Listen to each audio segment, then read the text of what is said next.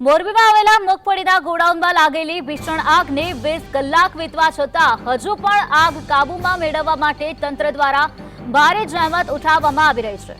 આ ગોડાઉનમાં રાખવામાં આવેલી 1,59,000 મગફળીની બોરીઓ આગમાં સપડાતા કરોડો રૂપિયાનું નુકસાન થવાની ભીતિ સેવાઈ છે।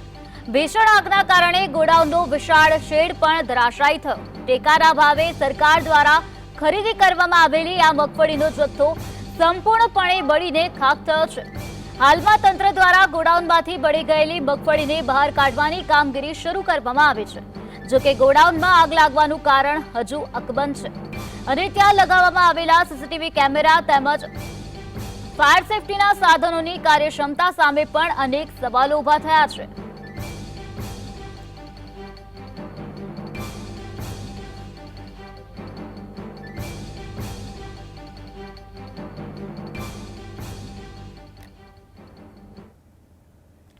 ત્યારે આજ મુદ્દે વધુ માહિતી આપવા માટે આપણી સાથે અમારા સંવાદદાતા રવિ જોડાઈ ગયા છે। જી રવિ, મોરબીમાં આવેલી મગફળીના ગોડાઉનમાં ભીષણ આગ લાગી છે। 20 કલાક વીતી ગયા છે, તેમ છતાં પણ આ આગ કાબુમાં નથી આવી। શું છે વધુ માહિતી? બિલકુલથી જે પ્રકારે વાત કરીએ તો સીધા જ હું તમને પહેલા દ્રશ્યો દેખાડીશ કે જે મોરબીના રફાડિયા ગામ છે ત્યાંના આ દ્રશ્યો છે જ્યાં જે સિરામિક ફેક્ટરી હતી તે બંધ હતી અને ત્યાં જે મગફળી જે નાફેડ દ્વારા મગફળી રાખવા માટે આ જે વેર હાઉસ છે તે ભાડે રાખવામાં આવ્યું હતું। તેમાં ગઈકાલે બપોરના સમયે જે આગ છે તે આગ લાગી હતી અને આગ એટલા જોતજોતામાં તો વિકરાળ સ્વરૂપ ધારણ કરી ગયું હતું અને હાલજી જે દ્રશ્યો છે તે દ્રશ્યો જ બતાવી રહ્યા છે કે જે મગફળી છે તે 1,60,000 જેટલી જે મગફળીની બોરો છે તે આમાં રાખવામાં આવી હતી। તે તમામ અત્યારે બળીને ભસ્મીભૂત છે તે થઈ ગઈ હતી। અગાઉ પણ આ જ પ્રકારના કિસ્સા છે તે જોવા મળ્યા હતા, કારણ કે મોરબી હોય કે સૌરાષ્ટ્રના કોઈ પણ વિસ્તાર જ્યાં નાફેડ દ્વારા જે મગફળી રાખવામાં આવી હતી ત્યાં જે આગ લાગવાના બનાવ છે તે સામે આવ્યા હતા। તેમાં ક્યાંક ને ક્યાંક ભ્રષ્ટાચારની ગંધ છે તે પણ આવી હતી અને અત્યારે પણ જે મોરબીની ફાયર ફાઈટર ટીમ દ્વારા સતત મહેનત કરવામાં આવી ત્યારબાદ મેજર કોલ છે તે જાહેર કરી દેવામાં આવ્યો હતો અને આજુબાજુના તમામ જિલ્લાની અંદરથી જે મગફળી છે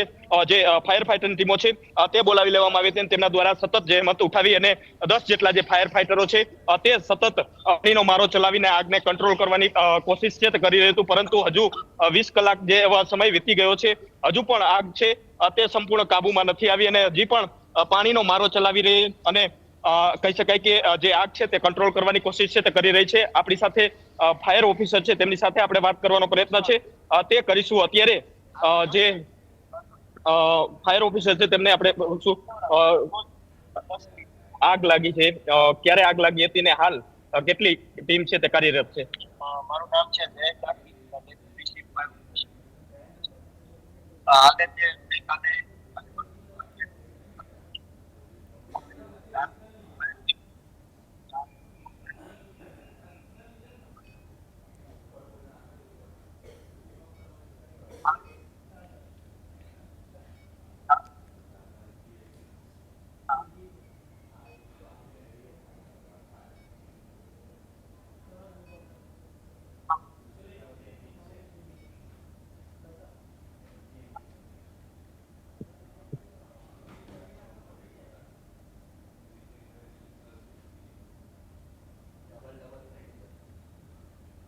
બિલકુલ, તો જે પ્રકારે વાત કરવામાં આવે તો જે અધિકારી હતા તેમને આપણી સાથે વાત કરી હતી। સાથે સાથે જે પ્રકારે વાત કરીએ તો આ જે આગ છે તે આગ અવારનવાર આ પ્રકારના દ્રશ્યો છે તે જોવા મળતા હોય છે, પરંતુ ક્યાંક ને ક્યાંક જે સાધનોનો અભાવ છે તે જોવા મળતો હોય છે। આમાં પણ સવાલો અત્યારે ઉઠી રહ્યા છે, કારણ કે સીસીટીવી જો ડિવાઈડ છે તે પણ પોલીસે કબજે મેળવ્યું છે। સાથે સાથે કયા પ્રકારની આમાં જે ગોડાઉન ભાડે રાખ્યું હતું તેના નિયમ મુજબ તેમને ફાયર સેફટીના સાધનો છે તે રાખ્યા હતા કે નથી રાખ્યા તે પણ એક સૌથી મોટો સવાલ છે, કારણ કે જ્યારે કરોડોની મગફળી જે ખેડૂતો પાસેથી ખરીદી હોય અને નાફેડ જે મગફળી સાચવતું હોય છે તો તેમની જવાબદારી હોય છે, પરંતુ આ જવાબદારી કેટલી તેમને નિભાવી છે? જે ગોડાઉન વેર હાઉસ રાખવામાં આવ્યા હતા તેમાં કયા પ્રકારની સિસ્ટમો છે તે રાખવામાં આવી હતી કે પછી અગાઉ જે પ્રકારે મગફળીને લઈને ભ્રષ્ટાચાર થયા છે તેવા ભ્રષ્ટાચાર કરવા માટે આગ લગાડવામાં આવી છે? તે સૌથી મોટો સવાલ અત્યારે મોરબીની બજારોની અંદર જોવા મળી રહ્યો છે। જી રવિ, સમગ્ર માહિતી આપવા બદલ